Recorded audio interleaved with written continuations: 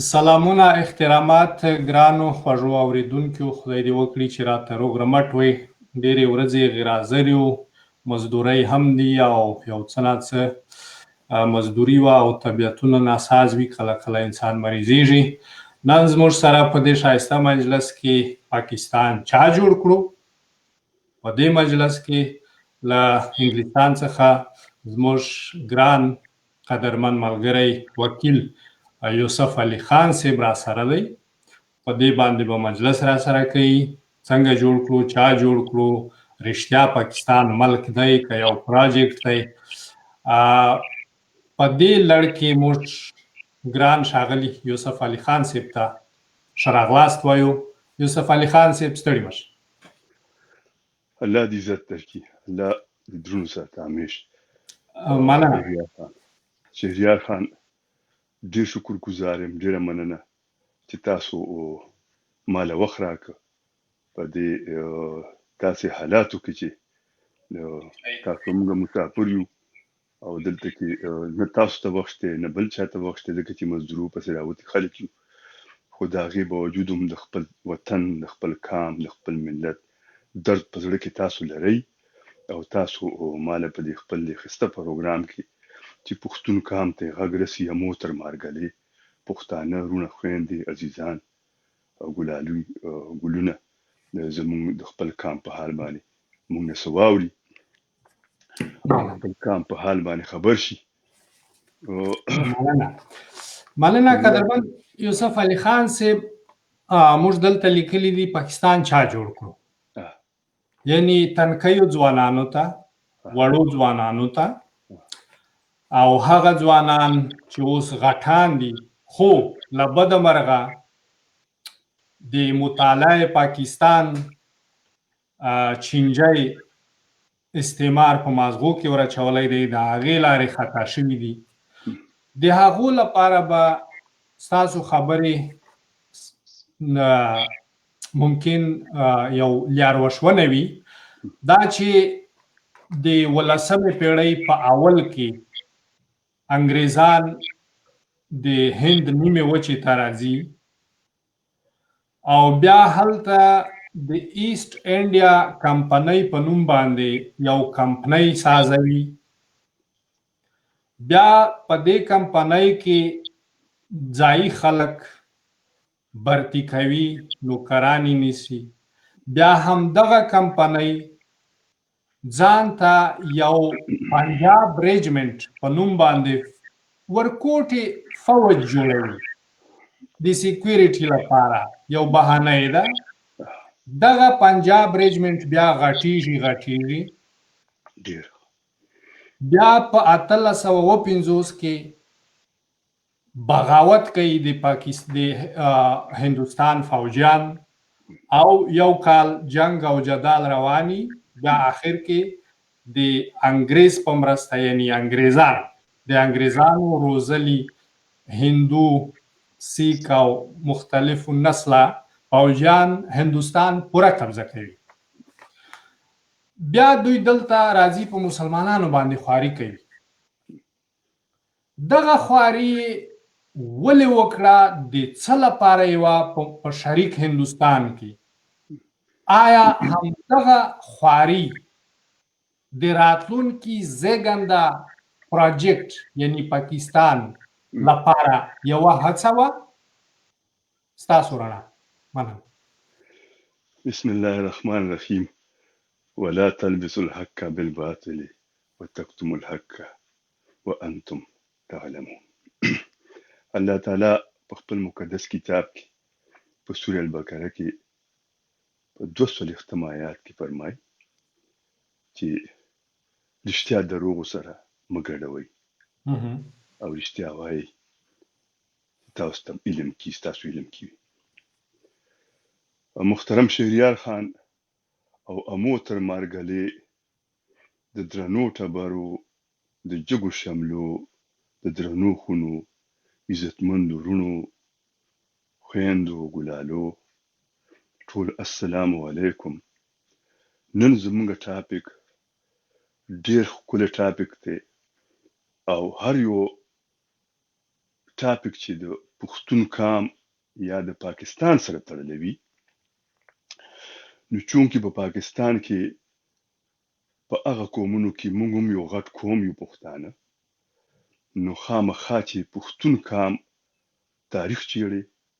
د پښتون قام وروستو کارنامې یا ټول حالات چیړي چې چا ورسره څه کړي دي یا د خپله څه کړي دي، نو خامخا به خپل ګران وطن افغانستان هغې سره خامخا د هغې الفاظو کې به راځي، داسې به نه چې لکه افغانستان زموږ پلارنی وطن به هغې سره موږ هیر کړو هغې نه. زما وروره شهریار خان پیرنګی چې تاسو څنګه وو چې خپل د ایسټ انډیا کمپنۍ ته راغی، دغه وخت کې د پرتګال، د هالند او د فرانس خپلې کمپنیانې وي. د هالند سره شریکه مشترکه کمپنۍ کولاو کړه، او بل دی د خپل د کریسټیانیټي په پرچار په ذریعه باندې هندوستان ته راغله. د څه وخت پس هالند د منځه وړه د پرتګال او د فرانس په مشترکه دغه باندې کې چې لکه دواړه ځان سره یو ځای کړل، دغه ملک د منځه دلته نه لرې کړو. بیا د ځان سره فرانس یو ځای کړو او پرتګال د منځ نه لرې کړو، پاتې او دی فرانس پاتې شو. دلته کې دوی دواړه چې پاتې شول، اخري دی خو په خپلو هلو ځلو کې روان و، خپل تجارت په مخه بوتللو، نو ده داسې کار وکړ چې د استرالیا د بادشاهت لپاره په 1940 کې د ده او د فرانس په منځ کې سمندري جنگ شروع شو. 6 کاله هغه جنگ پر مخه لاړلو او په 1946 کې د هغه سمندري جنگ د فرانس نه وګټه او استرالیا یې واخیستله. زما وروره د دې دلته کې یوازې پاتې شو. زه به دومره ووایم چې د په 100 کالو کې دلته ځان قوي کړ او په 40 کالو کې د هندوستان ونیسه، خو ځکه چې د 1850 جنگ نه وروسته بیا د واک اختیار خپل شي دلته د پلاسي جنگ چې کوم وشو حیدرعلي د میسور سره، د هندوستان د ډیلي هغه بغاوت مو څنګه چې تاسو خبره وکړه، د په دې 100 کالو کې ځان قابض کړ، هندوستان ونیسه، پاکستان خو نو په دغه منطقه ونیسله، سریلانکا ونیسله، نیپال، بوټان او تر دغه پورې دا ټول وطنونه د ونیسل د بنګلادیش پورې. دې په لدې په 100 کالو کې د موږ پښتنو سره په جنګونو په خبرو تیر کړي. د چې خپل لومبي سفیر راولېږه افغانستان ته، د سفیر چې کوم دی نو د افغانستان بادشاه له د افغانستان د جمی په دارالحکومت د پیښور په بالاحصار کې خپل کاغذونه. بله یوسف علي خان صاحب ډېر وبخښئ که یو څه په زوره باندې خبرې وکړئ، ممکن موبایل نږدې نه وي یا څه خبره ده. بله یو څه بله دغه لومبي انګریز سفیر چې راغی، نو د خپل کاغذونه د افغانستان بادشاه له د افغانستان په دارالحکومت د پیښور په بالاحصار کې په سفارتي کاغذونه ورکړل. بیا د افغانستان بادشاه او د ملکې برټانیې نماینده چې کوم په هند کې و، د دوی په منځ کې یو معاهده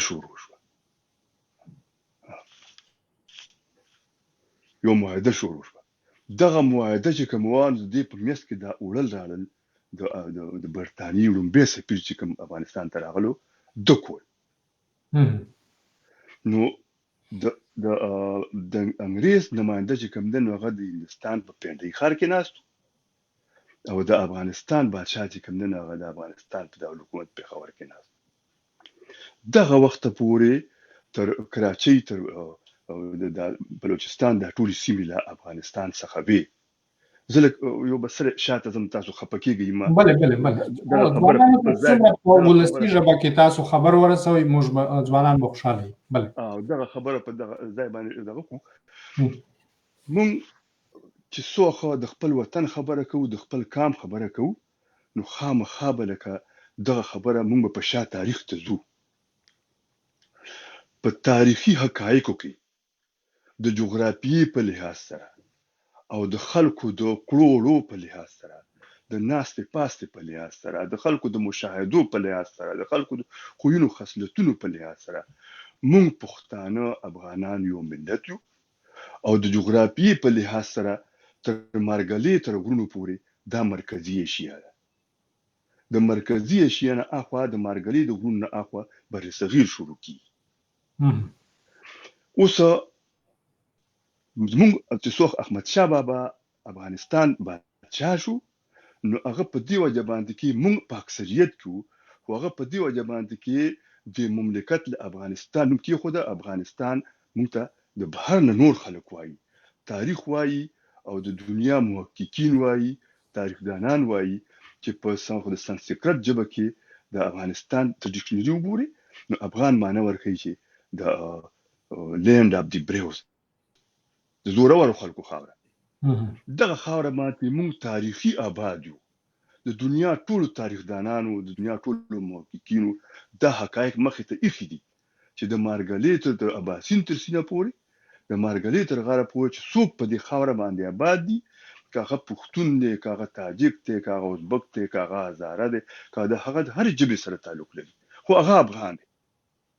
اوس په دې کې دننه بیا قومونه ژوند کوي. پښتون قام غټ قوم دی، په یو ملت بدل شوی دی. لکه مثال په تور باندې کې دلته موږ په ګریټ برټن کې پاتې کیږو خو په ګریټ برټن کې دننه درې قومه دي، ویلز دي، سکاټیش دي او انګلیش دي. دې ملک ته ټولې ګټې هر څه چې دي انګلیش راوړي دي خو چونکې هغه په دې وجه دې ته انګلند نه وي چې دا ټوله منطقه برټن ده نو په دې ګریټ برټن نوم کې خو په دې کې دننه دا قومونه ژوند کوي. دغه شان دي کې احمد شاه بابا هم کې کول شو چې پښتونخوا یا پښتونستان نوم ولري چې د دلی په تخ باندې پښتونخوا دی خو د ملک له پښتونخوا نوم خو په دې وجه باندې کې غول افغانستان نوم کې خو چې افغانستان مين چې د څومره خلک په دې خاوره باندې ژوند کوي دا افغانان دي. اوس د احمد شاه بیا چې اوس ما تاسو څنګه وې چې د امو دریا او د اباسین په میس کې چې دا کومه خاوره ده دا د افغانانو خاوره ده، دا زموږ تاریخي خاوره ده. دا دنیا چې څومره د دنیا تاریخونه را روان دي مونږ په دې خاوره باندې آباد یو. په دلته که څوک هر څوک راشي راغلی به وي خو لکه هغې به زما خاورې ته راځي، دا زما خاوره ده. اوس چې بیا احمد شاه بابا چې څوک افغانستان بادشاه شو نو هغه ته د پولو کېښودو ضرورت نه و ځکه چې هغه ته افغان وطن معلوم و، ټولې دنیا ته د افغان وطن پولې معلومې وي خو چونکې هغه یو پښتون قام یو زورور بادشاه بیا هغه ځان ته یو امپراتور جوړه کړه نو د امو دریا نه واخلي تر مسقطه پورې او د ستلج نه واخلي تر مشهد پورې دا د پښتنو امپراتور و، دا زموږ وطن. بیا وروسته چې څو موږ دا خپل وطن مې خو دی خلکو ته چې دا زموږ امپراتور او وطن زموږ چې کوم دی د امو تر مارګلې دی. که دا څو خاندي او که جاړي دا یو ښکاره حقیقت دی چې دا امو تر مارګلې دا د بیا نو زه راځم د لومبي سفیر له راځم. لومبي سفیر چې کومه معاهده به د په میاس کې دا اولل راړل کول نو د افغانستان بادشاه انګريز ورته وی چې مونږ کدی په کوم وطنونو نیسو یا چا سره مکال ته د افغانستان د په مونږ باندې کار نه لري. د افغانستان بادشاه ورته وی په جواب کې چې مونږ په تاسو کار نه لرو، غوښتاسو تاسو خپل کار دی خو ته به زما په سمندري سرحدونو باندې کار نه لري ځکه چې کراچۍ پورې د افغانستان. نو بیا چې څو دا معاهده سر ته ورسېده نو د ملکه برتانیې د طرف نه 2000 ټوپکې په تخپه کې راوړل شوې د افغانستان بادشاه له او د مارګلې د غر په سر باندې څوخه تاسو پندې ته ځي نو چې د مارګلې غر راشي نو رائټ طرف ته سم طرف ته د غر په سر باندې کې انګريزانو ځان ته یو چرچ جوړ کړ. دلته یو برج ولاړو، دغه برج کوم دی وسومشته په دغه برج باندې به د افغانستان جنډه ولاړه. دغه واجبات چې په خوا به زموږ مشران هندستان ته نوکرونه تلل یا به یو کار پسې تلل یا به چا سره یو تجارت تلل یو سیس پسې تلل نو چې دلته کې لور یا خور به یا کوروالو به میچن وروله نو هغې به د میچنې په غاړه باندې وي چې تر مارګلې به در سره په هندستان کې د خدای ملشه مسافره یا به کله چا څوک زلمی اړه پورې تلو نو یار به پرې ندم هندستان ته د خپل پیزوان د مارګلې په کنډا وګدمه. دا خبره بیخي بېشکه ده چې د افغانستان پوله چې کوم ده نو دا مارګله ده او تر مارګلې تر غرونو پورې مرکزي ایشیا ده. مرکزی اشیا کې د خو ایران هم راځي دا نور موږ سره په ګاون ملکونه هم راځي موږ د مرکزی اشیا خلک یو پښتانه د بر صغیر خلک نه کله چې بیا انګريز راغی او دلته کې چونکی موږ پښتانه مونږ کې دا یو مسله تاریخي شته خپل کمزوري به نه لري کو مونږ په کورونو جنگونو کې نخته کله چې هر یو کو خاندان چې په کورونو جنگونو کې نخته نو هغه خامخا دشمن ته کمزوري کیږي نو پښتانه دې حد ترال چې بیا په 1393 کې د پښتنو بادشاه امیر عبدالرحمن خان چې ډیر زورور سره و دا نه چې امیر عبدالرحمن خان څخه کمزور سره و امیر عبدالرحمن خان په خپل وخت باندې کې د افغانستان لپاره ډېر قرباني ورکړي خو هغه بیا دومره کمزور چې دغه منطقه پولیس باندې کې دا یو لک سلیریش زره مربع میل علاقه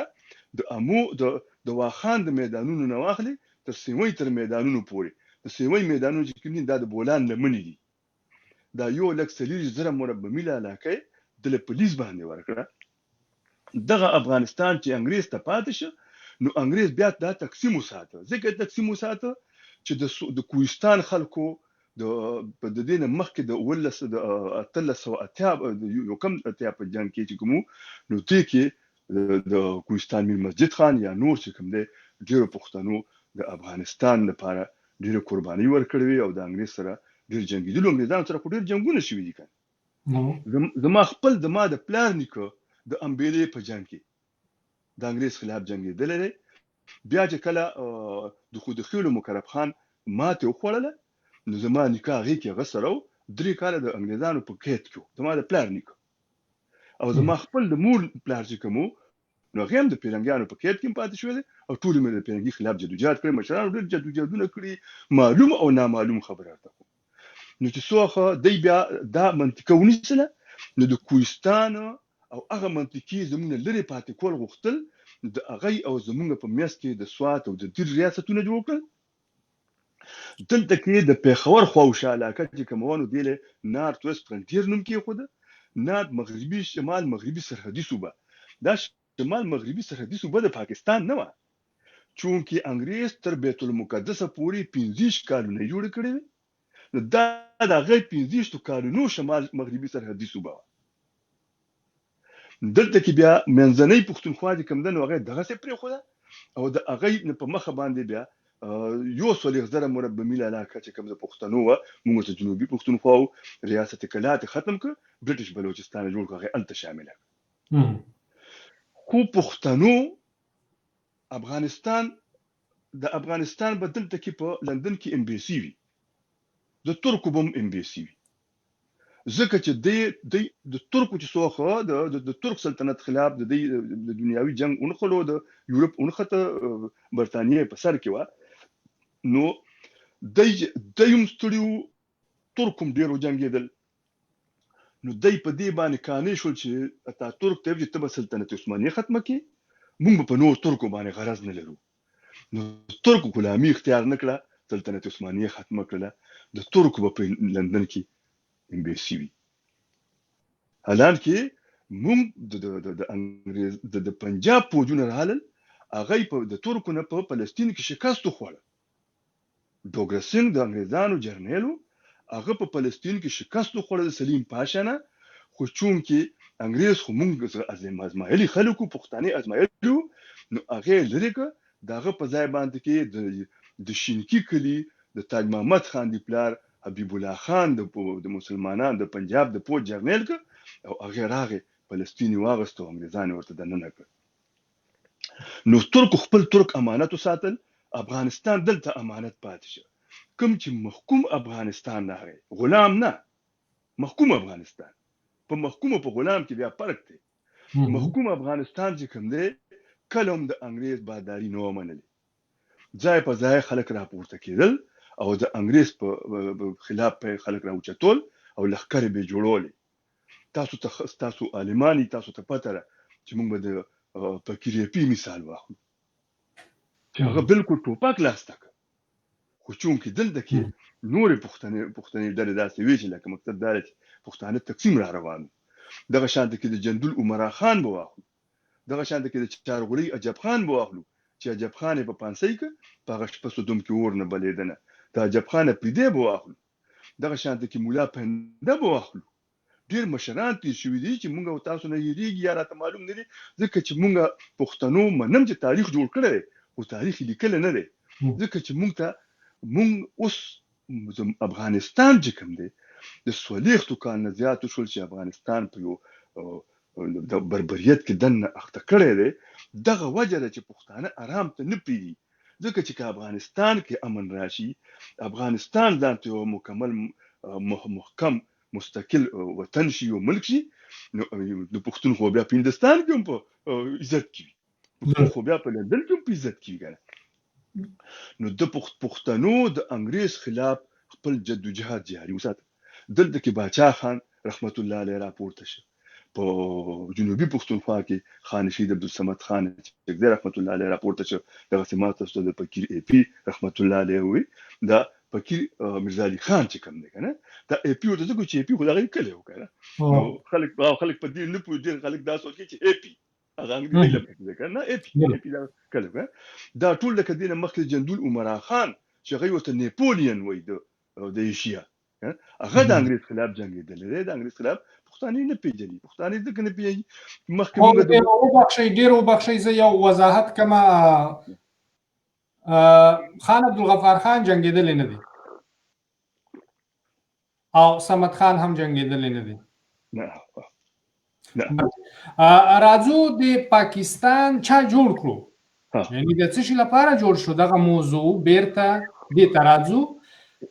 په هماغه د کمپنۍ چې دوی هیڅ کمپنۍ جوړې کړې وې هلته لاسونه شخ کړي وو په هماغه وخت کې د دوی دا فکر وو چې په څنګ کې د روسانو یو سوشلیست انقلابونه را روان دي لنن اخته دی تاریخ بدلیږي د دې نه ویریدل د دې لپاره پاکستان بیل کړو د یو اسلام په نوم باندې که څنګه تاسو ارزوئ یعنی پاکستان جوړونې ته راځو پاکستان د جوړولو بنیادی چې کوم دی موږ مسلم لیګ ته لګ راشو مسلم لیګ په 1896 کې د اسماعیلی پرکې سره د دې آغا خان نیکه سر محمد شاه آغا خان نومو هغه د بمبئی په بازار کې مسلم اسوسییشن یو تنظیم جوړ کړ سر لقب چې هر چا سر راځي سر سید احمد خان شو سر شاهنواز شو سر فلانکې شو دا به سر علامه اقبال شو دا به هغه څوک وي چې د دنه به انګریز خوشاله وي چې انګریز د چانه خوشاله شوی دی هغه څنګه چې پښتون کام چې څوخه محمود غزنوي سره د سومنات مندر پته شو پښتنو د سومنات مندر پته کړو د سومنات کلی واغستله نو محمود غزنوي پښتنو له د خان لقب ځکه ورکړ چې خان محمود غزنوي د سبکتګین زوی د سبکتګین خپل محمد ناصر او د ترک نسلو نو چون کې په ترکي ژبه کې خان بهادر ته وای نو پښتنو له خان لقب ورکړ دغه شان د کې انګريزان چې کوم دي نو هغه چا له سر لقب ورکړي چې د چانه خوشحالي څوک دغه لپاره مړیو کی خپل خلک ولا مړ کی نو دای مسلم اسوسییشن دا تنظیم چې کوم جوړ کړ دا د کانګرس کې چې کوم خلکو د هغه تاجرانو خلاف دی جوړ کړ مسلم اسوسییشن په 1996 کې بیا په اکتوبر کې د درخواست ورکړ د انګریز حکومت ته ګورنمنت ته چې مونږ دا پارټي کو مسلم لیگ کوی نو په یو کم دسمبر 1906 کې مسلم لیگ جوړ شو مسلم لیگ چې کوم دی نو د بنگال او د هندستان تاجرانو دې د پاره جوړ کړو چې دا د په کانګرس کې کوم خلکو اوسم که تاسو وګورئ نو دا برنا او ټاټا شول یا دا ډبنم شول دا غټي کمپنۍ چې کوم دي وسیلن کروزر ماسته دا د هندستان هغه تاجران دي چې کوم د انګريزانو سره په ایستنیا کب نه کیسه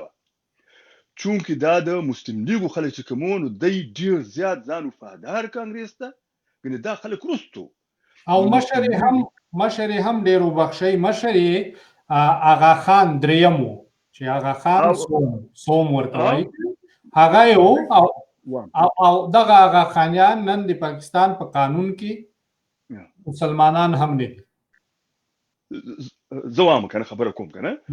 دای چې وختي دا جوړ کړ دغه وخت کې اسماعیل نوم یو د دې دغه کدا اسماعیل یو نو هغه وختي تور مشرک بیا دې چې رومبه میټینګ وکړ د مسلم لیګ نو پای کې هغه خان مخکې د مشرک ځکه چې دا ټول ارس هغه خان دي کول او دې کې وکال الملک او محسن الملک د بنگال نوابان چې کوم دي هغه پکې دا نوابان او سر چې کوم دي دا د انګريز وفادار خلکو دا نمونه انګريز ورکړي دي خلکو وکال الملک نواب وکال الملک شو نواب محسن الملک شو دا چې کوم دي دا د مسلم لیګ مشرانو دا مسلم لیګ چې کوم دی نو مسلم لیګ په خپل ګومبي پروګرام کې په دویم پروګرام کې په دریم پروګرام کې په هر پروګرام کې د دې تاریخ خول شو د دې وخت خول شو د دې میټینګ خول شو چې دای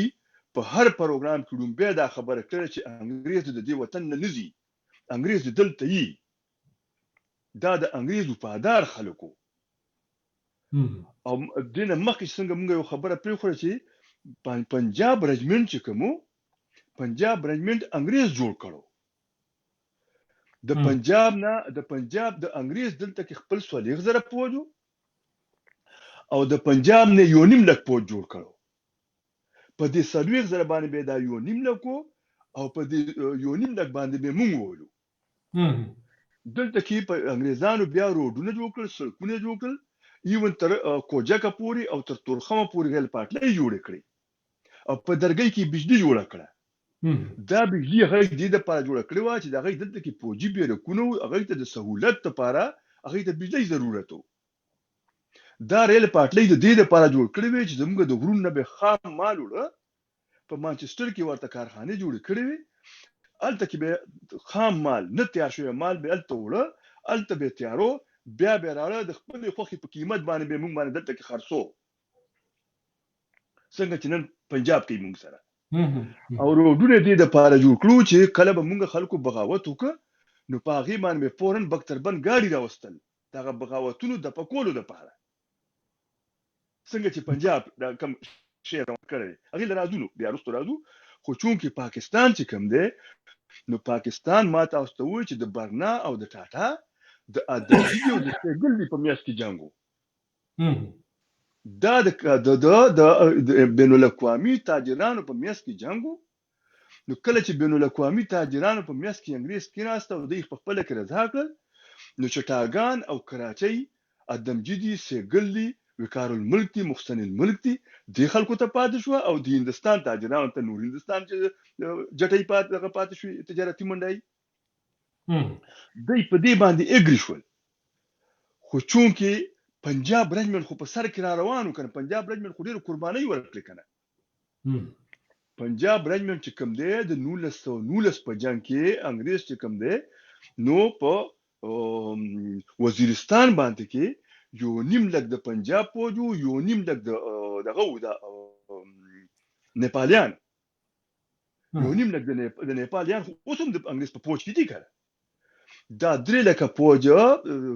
د انګريز چې کوم دی نو صرف په وزیرستان باندې چولو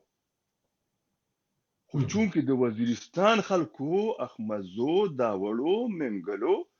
دا ټول چې کوم د وزیرستان کې مشته کامونه دي سلیمان خېل دا ټول چې کوم دي کله مانه چا نوم یې شي دغه ټولو دغه درې لکه پوج په مخ کړه د اسماعیل خان پورې راوړستو دی په لا د انګريز پوج چې کوم د خپل ذاتی په خبر روانو انګريز چې په دې پوج چې د خپل اسماعیل خان پورې دی راوړسول او کدی په لمخه شو موږ له بم مخراقي خوراشه مخکې دغه ټیم کې بیا غازی امان الله خان سره مصلحت جوړ ک او غازی امان الله خان د دې منطقي خبره ذکر وکړه چې انګريزانو سره هوایي قوه او افغانانو سره هوایي قوه نه وي دغه وخت کې خو موږ دې لرازو چې پاکستان چا جوړ ک پاکستان خو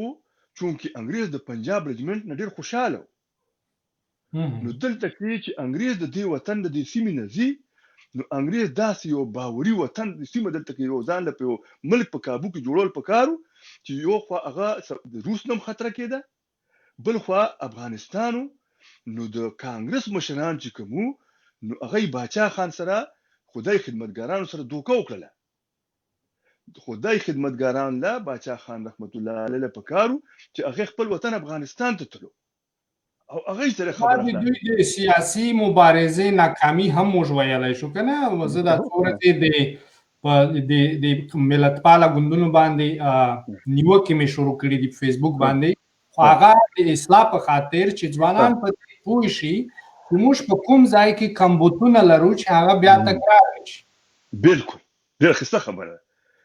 ګوره زه یو خبره مې مخې له بله راله څه وخت چې اوبس به وکړم خیر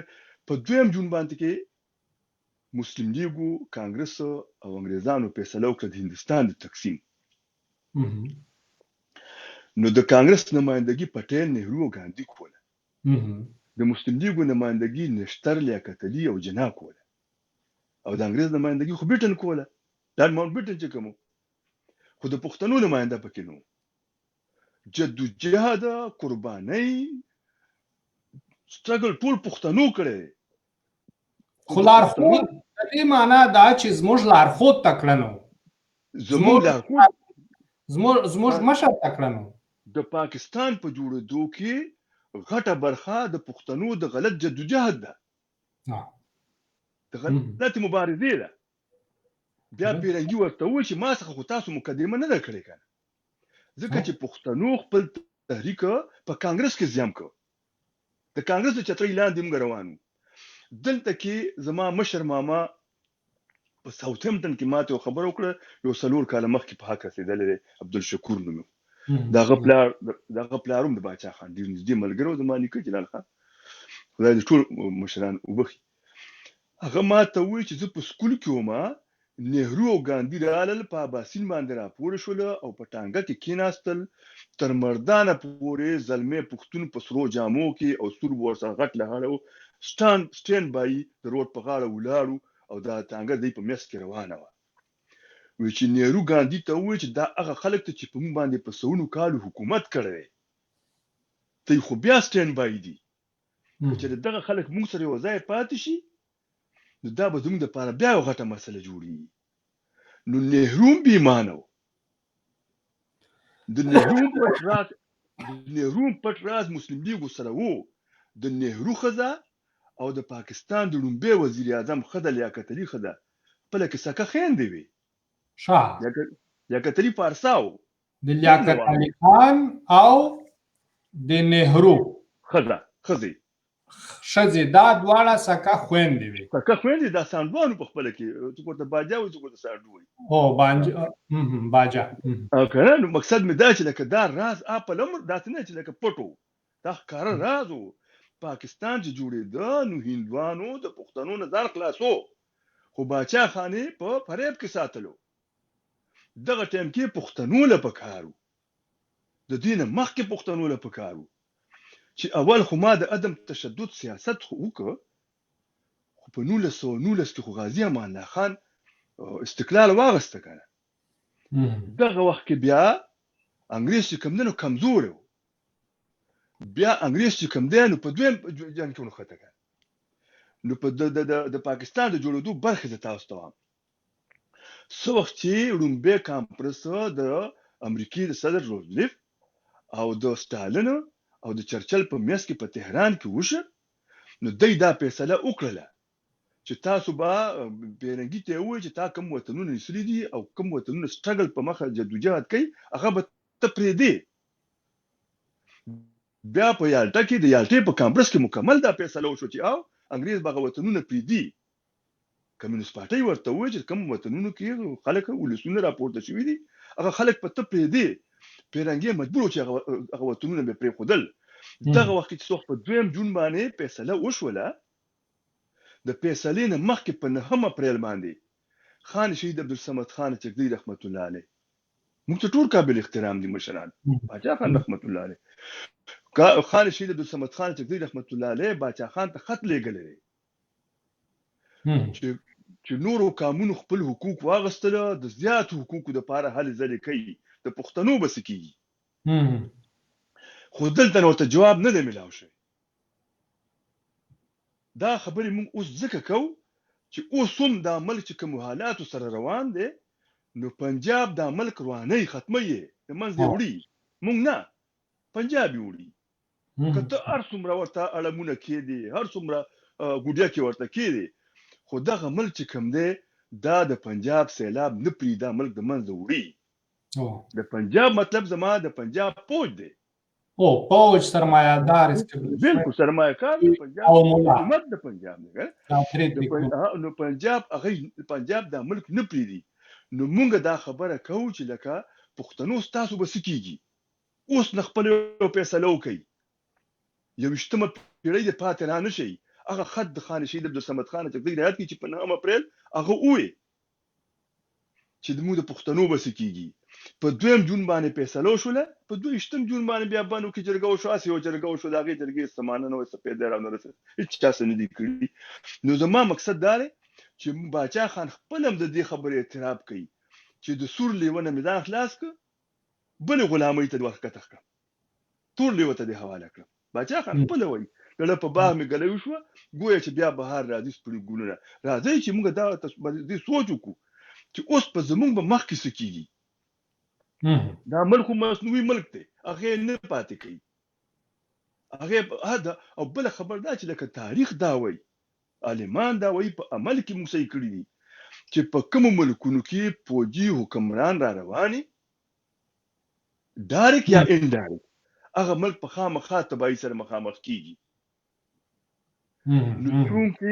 نو چونکې دا جنگ د برنا او د ټاټا د دلجید او د سیګل په میاس کې نو هغه دلته کې ځان ته د داس یو ملک په کارو چې هغه ته د کراچۍ او د چټاګان منډیانې په کار دلته کې د پنجاب رجمنټ په دې خوشاله و چې ما ته خپل یو ملک ملاو شو د بداغي حکمران پاتې شم انګريز په دلته کې چې د انګريز دلته کې د خپل ګټو تحفظ لپاره داس یو قوم ته دا ملک پرې خوده داس یو قوم د پاره دلته کې دا ملک جوړو چې هغه قوم د ګټو تحفظ کوونکی وي د دې مخکې په تجربه کې نو موږ چې پښتون کامنن او یو تحریک جوړ لې پښتون کام د سوچ وکي چې مالا د ټولو نه مخکې خپل کام خبره پکار ده ځکه چې دا یو ښکاره حقیقت دی چې پښتنو څخه داسې منطقي دي داسې علاقې دي داسې ورونه دي چې هغه بالکل د سرو زرو د مالدارۍ نه ډک پراته دي نو باید چې مونږه د غلام ابن غلام چې د ځان خلاص کو او دلته خپل خود مختاري واخلو ځان ته د خپل وطن واک اختیار واخلو ځکه چې غلامي یو هغه غلام دی چې هغه نه پوهه دی هغه و چې زما دا بدرزه زما دا بدبختی زما دا هر څه د خدای له طرف نه دي لکه مثال په تو یو سړی په وطن کې مسې کې زمانه کشرو او سپینه ګیره او سپین وختانو نو ما ورته چې ته خو مخکې په بهر ملک کې چې دوبۍ کوم نو ما ورته تا ولې رااله و چې زما خو عمر پوره شپې تو کال نه زیات غي بیا نه پریدي نو مې لکه ته خو ما نه مکشره نو ما ته چې ما پاسپورت کې زیات عمر لیکلو چې زه دوبۍ ته لاړم نو مې بچی نو چې بچی مشته نو ما ته مې سکه چې هغه مشره لک سکول ختم نکړ شو هغه ته مې چې مجبور نو هغه مې دوبۍ ته لګلې مې تا دوبۍ کې څو کال تیر کړو چې سولېخ کاله مې تا سولېخ کال چې په دوبۍ کې تیر کړو ته به څومره وخت پس راغلی زه به کال پس رالم یا به 2 کال پس رالم یا به میاشت چوټي یا 2 میاشتې چوټي نو خطا چې دا واده کړی دی او ته ځوان زلمه ته الته مزدوري کې دلته تور سره تا ته انتظار کوي او ته په کال کې راځي میاشت یا 2 میاشتې راځي استاد بچیل ته کتلې دې موږ دغه شان د کال پس راشي 2 کال پس ته بوله واده کې کړه د دې موږ دغه شان د عمر تیریږي اوس خبره دا ده چې دا غلامي چې کوم دا نو دغه سړی خدا سوچ کې نه پلو له زور کړی چې په ما باندې کې دا بدبختی دا غلامي کې دي چې ګناهګار ما الله پاک مان ناراضي بل یو هغه غلام دی چې هغه پښتانه وای حافظ رحمت الله علیه د پوری 300 کال مخکې په خپل کتاب کې لیکي چې غم د ابله نوي چې نفس په ابونان وي خخ د غم سنان د دانایانو په سینو بل هغه غلام دی چې داغه خرات خره خوشاله دی د دوه په ځای باندې درې ځامن په دغه کې دی په عربو کې دی هغه نان بخوشتر بدن ژوندته بل هغه چې لکه هغه ته کې په پولیس کې دی یا په پوج کې دی یا په بل محکمه کې دی ستانه واخلي سمانه واخلي آرام خو ته څوک کوي نه دا څه د حقیقت دی دا ملک داسې روان دی اوس خبره ده چې بل هغه غلام دی چې هغه وایي نه زه غلامي نه قبلوم هغه خپل سټرګل کوي دغه دا کم چې خوشاله دی ورته مکو په ډیر زوره ور دی مړه بدی کی پاکستان حکومت ډیر زوره ور دی د پاکستان حکومت زوره ورته خو بنگالیانو څخه تا ولې ده کنه ته نه لري که بنگال نه دی ورخو ته نه داته پوس کوم د ما دا یقین دی چې ته نه څوک ته پوز ته واجب نه لري د بنگالي خو قرباني ورکړه کنه ذاته د بنگال 50 روپۍ 70 روپۍ د بنگال اتانه 70 روپۍ بنگال نن په دنیا کې یو ډیر خاصه ترقی سره روان دي ځان خپل مملکت جوړ کړی د پاکستان سرمایداران دی په بنگال سرمایه‌کاري کوي نو زما مقصد دی او بخشي د انګريز په دې منطقه کې د پاکستان په نوم یو پروژه جوړول یا یو ملک جوړول دا د دې منطقي سیاست باندې قبضه کول وو که د راتلونکي وخت کې د دې منطقې هغه تاسو چې یاد کړل سره زر معدنیات یعنی هر څه د نړۍ ټول شتمنۍ لرو د هغې د قبضې لپاره که نه سیاسي قبضې لپاره یې دغه پروژه وساتله یا یې ډېر ښکلی سوال دی ډېر ښایسته سوال دی پیرنګي دا به موږ منو چې پیرنګي په دنیا کې په ډېرو ملکونو باندې سلطنت خپل تیر کړی دی ډېره تجربه لري ډېر پوه دی ګنې د پیرنګي په ملک هېڅ هم نشته خو نن د دنیا هر انسان غواړي چې د پیرنګي وطن ته راشي او دلته کې ژوند وکړي او دغه خلک خو ژوند هم تېروي پیرنګي ډېر هوښیار دی پیرنګي دا ټولې ګټې مخې ته ایښې وي پیرنګي ته پته وه چې د پښتون څخه کومه منطقه ده دا څومره مالداره ده او په دې کې څه شته او څه نشته اوس خبره دا ده چې د دې سره سره داسې حالات په افغانستان کې چې کوم رالل نو پیرنګي د روس نوم دفاع وکړه د پاکستان په ذریعه باندې او د پښتنو په ذریعه باندې په دې جنگ کې چې کوم دی نو پنجابیان نه دي مړه په دې جنگ کې دلته نه کوم مجاهد ته هم پښتون مړل که د هلته نه د افغانستان د حکومت دولتي چارو عسكر راغلي هم پښتون دي پښتون مړل دواړو طرفو ته نو چونکې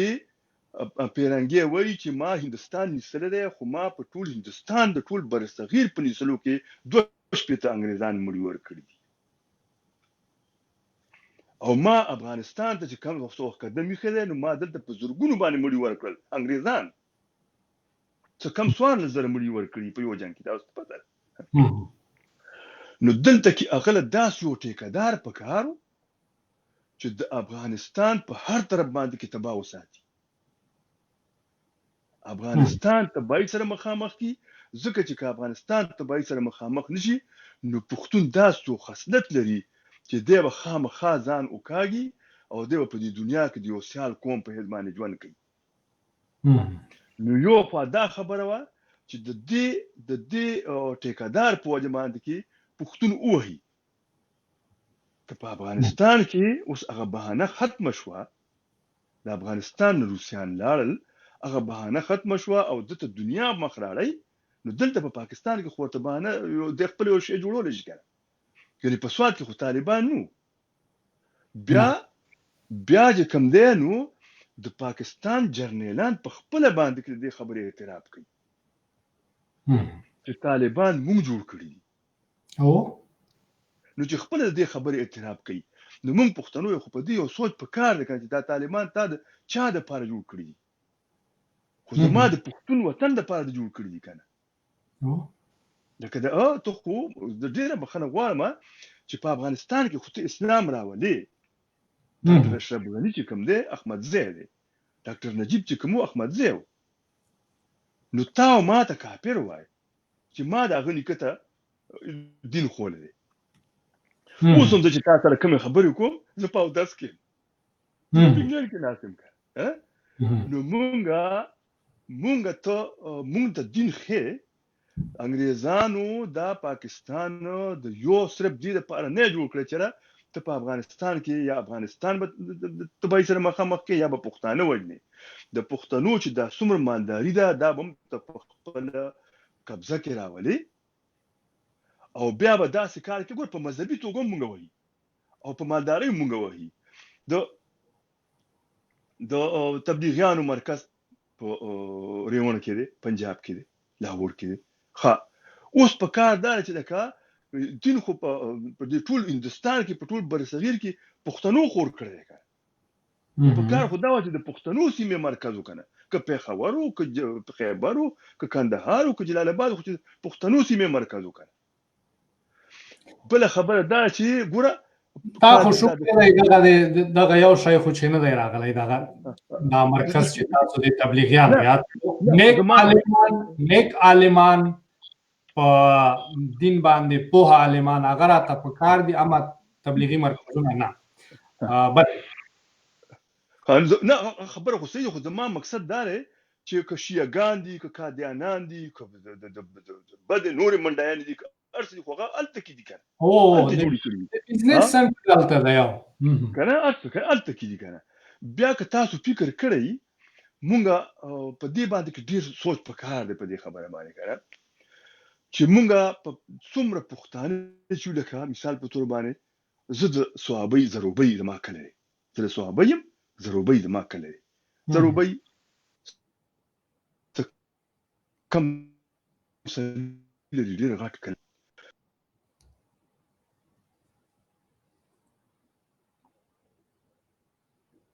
چې کله په هر یو کور کې یو مریض وي او دغه مریض پوښتنې له ته لړ شي نو د هغه سر ته چې کوم ټیبل پروت وي زه بخښنه غواړم د دې خبرې نه مخکې یو خبره کومه کیدای شي زموږ وروڼه عزیزان خو مونږ به ګوري که نه که چېرې زه داسې یو لفظ استعمال کړم لکه ټیبل شو نو په دې خبرو تاسو ځکه مخه په کېږئ چې مونږ ما په پښتو په سکول کې ویلې وه خو په پښتو کې به مونږ د پښتو کتاب کې لیکلو پوهنتون به یې نو لیکلي یونیورسټي به یې لیکلې وه او روغتون ته به هسپتال لیکلو نو چونکې مونږ دا خبرې رستو دا پاتې دي خو چونکې د خپل وطن خبره کوو نو که ټیبل زوامل په هغې د پښتانه وروڼه نه خفه کېږي په هغه ټیبل باندې چې کومه دوایي پرته وي نو تاسو چې وګورئ نو هغه به د لاهور جوړوي هغه به د پېښور جوړه ني بیا که چېرې هغه مریض چې کوم دی په کوم کټ کې پروت دی او دغه کټ د لرګي وي نو دا لرګی چې کوم دی نو دا چې ته وګورې نو دا به د پښتنو د سیمې د نختر به وي نندر به وي زموږ د سیمې به وي دغه شان ته که چېرې دغه لرګي دغه کټ ته په پنجاب کې چا کار وګورې نو هغه به ستا د سیمې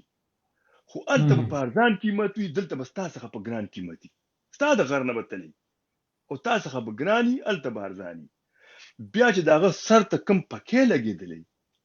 هغه پنکه چې ته وګورې نو هغه به د ګوجرانواله جوړوي که په هغه کور کې یو واشنګ مشین پروت وي چې تا هغه وګورې نو هغه به د فیصل آباد جوړوي او خام مال به یې د پښتونخوا نه وړی وي په پنجاب کې هر ځای کې اوسپنه نشته خام مال به یې زما او ستا نه وړی وي او کارخانه به یې په پنجاب کې زه په چترال کې روان وم یو ګټه پرته وه ما ته یو ملګري وي چې یاره وکیل صاحب خفه کېږه ما دا ګټه خو لږه راواخله نو خو ما خو دغه ونه کړي چې ملګري راته خو ما ګټې ته لاس کړو ما خو یاره ګټه ده هغه ډېره درنه وي دا اوسپنه ده دغه اوسپنه دا غرونه ټول د اوسپنو ډک دي دا دلته نه پنجاب ته د عامې ګټې په قیمت ځي پښتانه دلته پرېوله باخته کړي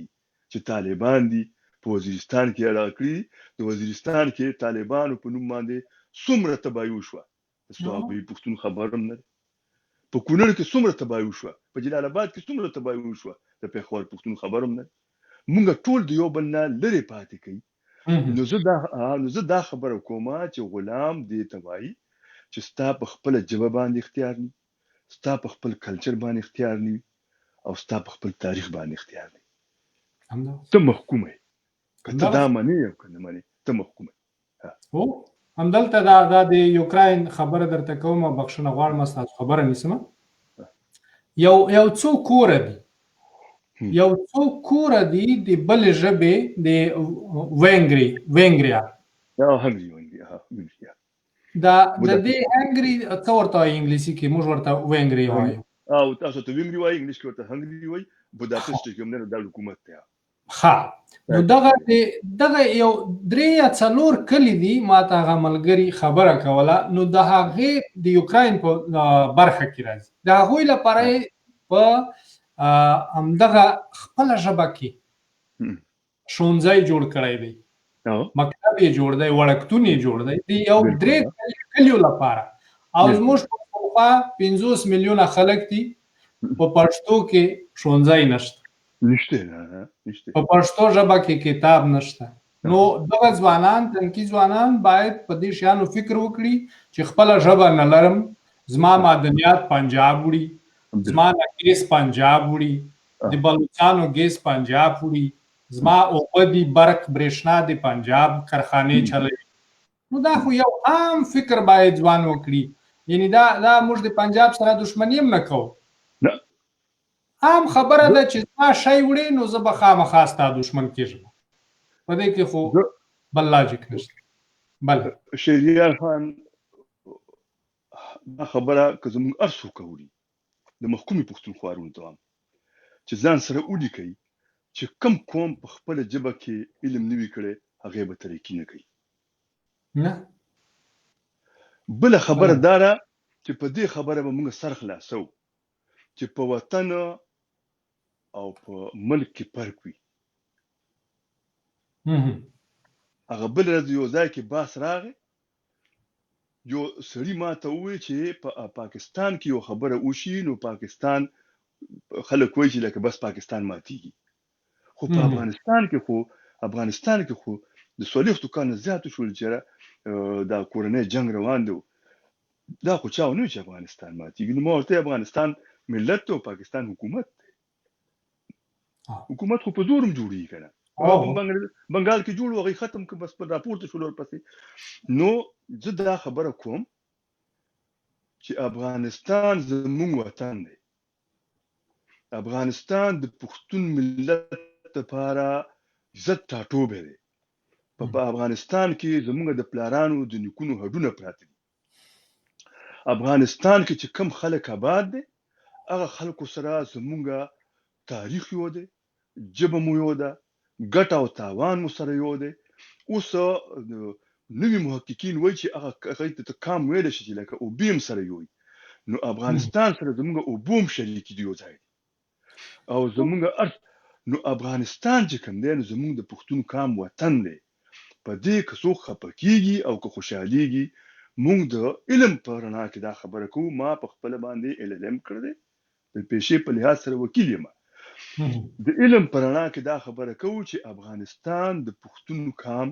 وطن دی، چې څنګه د افغانستان کې د اوسیدونکو خلکو وطن دی. افغانستان د هغه چا وطن دی چې د چا پکې دغه چا ملک دی، چې د چا پکې کور دی او ګور دی. څوک پکې نه ژوند کوي او څوک ولا خرڅ راړي یا بدل راړي، خو هغه دغه د اوسېدو ټاټوبی دی. افغانستان زموږ د پلار نیکه هدیره ده. افغانستان دا پاکستان د هندوستان او د افغانستان نه جوړ شوی دی. پاکستان چې کوم دی نو پاکستان زموږ ملک دی. ملک ملیشیا و، مات شو، سنگاپور ته جدا شو. ملک اندونیشیا و شو، مشرق تیمور ته جدا شو. درست. زما आवाज درځي؟ یوسف علي خان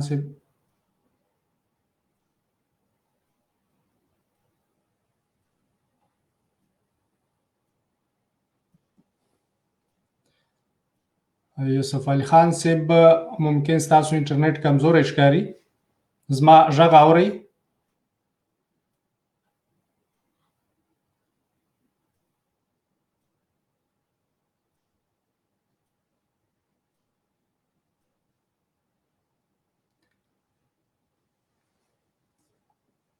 یوسف علي خان صاحب که زما غږ اورئ یو دفعه ووځئ له پروګرام څخه مننه به مو وي بیا راننوځئ.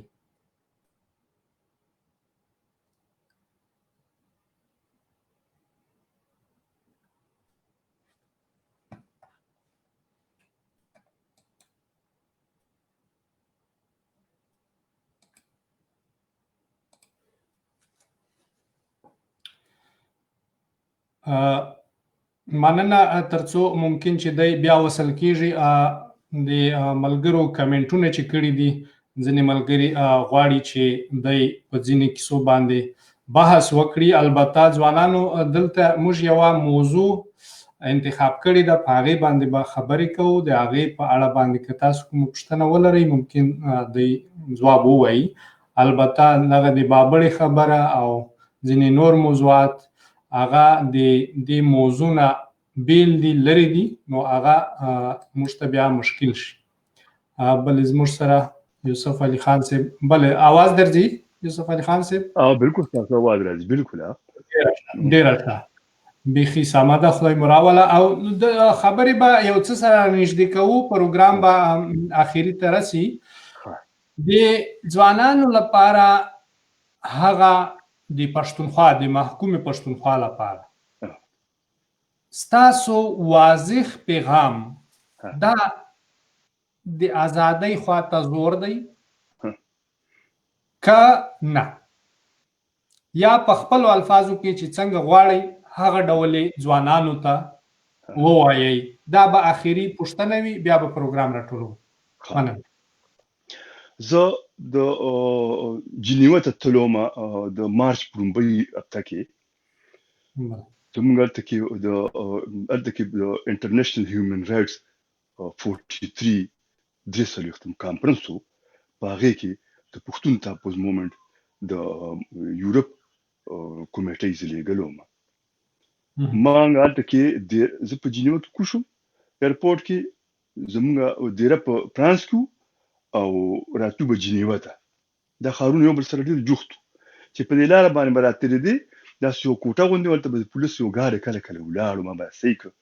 نو ما ته خلک وویل چې دغه بارډر دی. نو ما دلته خو درول مې چې نه دلته خو درول نه وي، خو دغه پولیسو والا خواست ولاړ لکه داسې یو نښې دپاره چې دې نه دې خوا سویزرلینډ شروع شو، دې نه دې خوا فرانس دی. مونږ فرانس کې په دې وجه جنیوا ګرانه وه، فرانس له ګردان په دې وجه و. بلجیم ته هم تللی ما، یورپین یونین ته هم تللی ما، د پښتون تحفظ مومنټ په نمایندګۍ باندې. هغوی سره مونږ خبره هم کړې ده چې زموږ مشر د پښتون تحفظ مومنټ مشر منظور پښتین به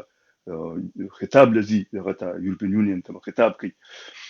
خیر هغه به وخت ته ګورو، حالات ته به ګورو. خو زما مقصد دا و چې بلجیم یو وخت کې اعلان وکړي چې موږ نور نه پاتې کېږو، دا ملک نه پاتې کېږي، بس د موږ څخه نور شته نه، هېڅ شی نشته چې دا ملک موږ وساتو، دا عوام وساتو. په بلجیم کې هم لکه جرمنیان هم دي او ایټالین هم دي او فرانسیان هم دي. دغه ملکونو ولا کومک ورکړه چې نه ملک په نه ماتې. خو فرانسیانو به وایي چې خو زموږ فرانسیان خپل زموږ ملک دی، زموږ منطقه ده، موږ سره دې شي که نه. هغوی دې ځای ته ځان رسولی و چې لکه هغوی ویل، هغوی چې نه بلجیم به وي، دغه شان دی سویزرلینډ دی. په هغې کې هم فرانسیان دي، جرمنیان دي، ایټالین دي، دا درې واړه قومه دي اوسېږي پکې. خو فرانسیان دا مطالبه نه کوي، نه جرمنیان، نه یو بل سره اختلاف شته، ډېر په امن باندې ژوند. بلکې د سویزرلینډ فوج هم نشته، د سویزرلینډ فوج نشته، صرف عسکري دي، پولیس دي. او سویزرلینډ د یونایټډ نیشن سبجیکټ هم نه دی، غړی هم نه دی. زما مقصد دا دی چې پښتون قام د تېرو اویاو کالو نه په دې ملک کې ژوند په دغه وجه باندې کو چې د قرارداد لاهور کې دا خبره پاتې شوې وه. جنا شاهنواز، نواب اسماعیل او ملک برکت علي دوی دا خبره په 21 مارچ باندې کې پاس کړه او دوی وویل چې موږ به دغه چې کوم دی قرارداد همدغه خپله کي چې دفاع، مواصلات، کرنسي او خارجه پالیسي به د ملک څخه او صوبې به خود مختاري. په دغه وجه باندې خان شهید عبدالصمد خان جگزی او باچا خان رحمت الله علیه بس په دې باندې اقرار شو چې نور نه کوو، خو بس چې دا نور زما د وطن د معدنیاتو هر څه د اختیارات هر څه ما څخه صرف کرنسي چې کوم ده، خارجه پالیسي، دفاع او مواصلات چې کوم ده، دا به مرکز څخه. په دغه باندې کې پښتنو چې کوم قوم پرست نه یادوم، زه قوم پرست نه یم، بخښنه غواړم.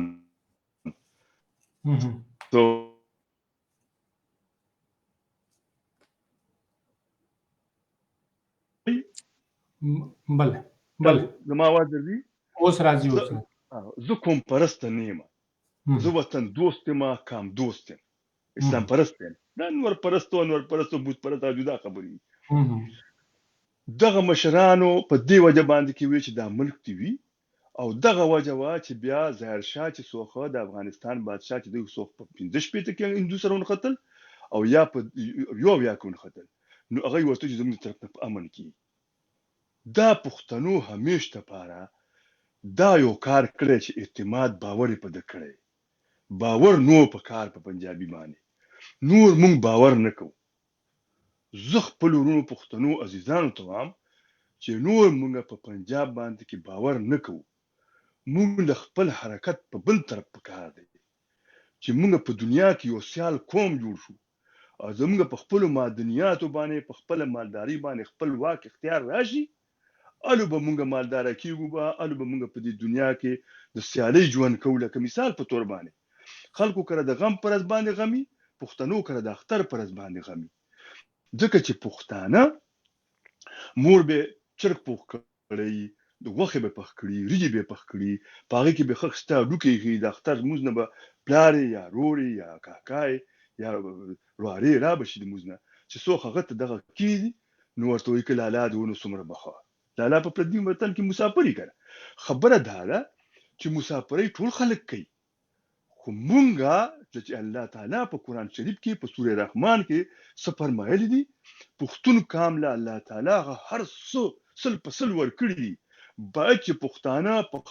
خپل خاوره باندې د خپل واک اختیار لپاره هلې ځلې شروع کړي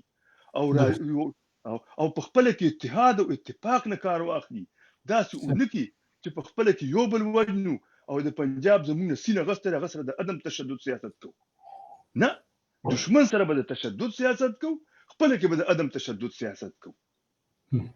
دشمن ته به دا مخ خول غواړي چې نه،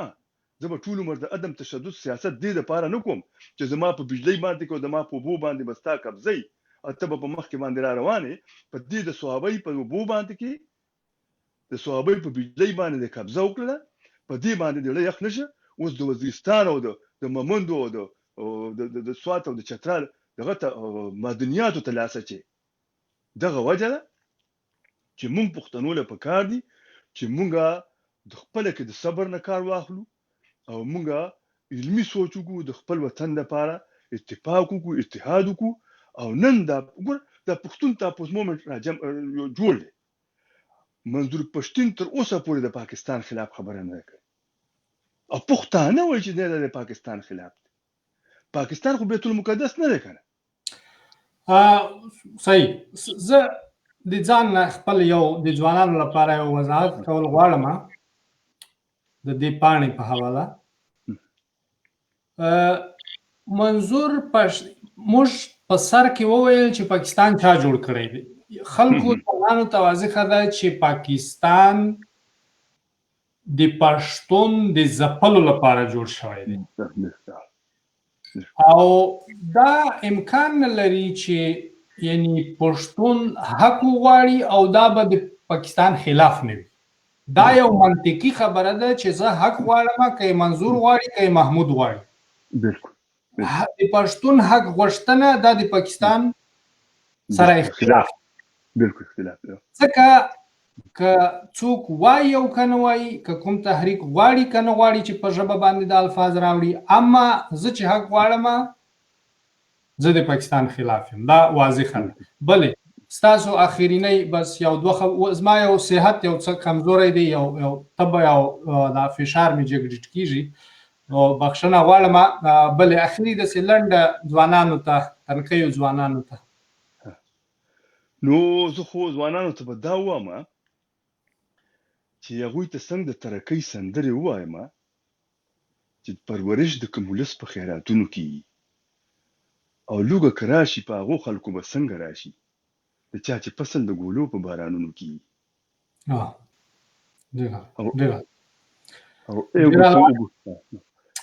یوسف علي خان صاحب مننه زیاته چې وخت مو راکړو. مجلس مو خوږ دی، باید اوږد مجلس مو کړی وای، صحت اجازه نه راکوي. او ډېر خوشحاله شوم چې راغلی او ځوانانو ته مو هغه څه وویل چې په زړه مو د خپل وطن خبرې ډېرې خوږې راباندې لګي، څوک چې خبرې د جانان راته کوي. ډېره مننه. خوشحاله اوسئ. ښه ژوند. مننه ملګرو، خدای مو راته خوشحاله له، عزتمن شئ، هڅه وکړئ، دشمن موږ نه پرېږدي. موږ به په خپله هڅه کوو، د دشمن د پنجې نه به په خپله ځان خلاصوو. دشمن پنجې لا هم سختې په موږ کې راکاږل غواړي، اما موږ به خوځېږو تر څو د دې تیزې پنجې نه ځان راوباسو او د لوی او هوسا افغانستان په هیله. ښه وخت ولرئ، له هرې بلا په امان اوسئ.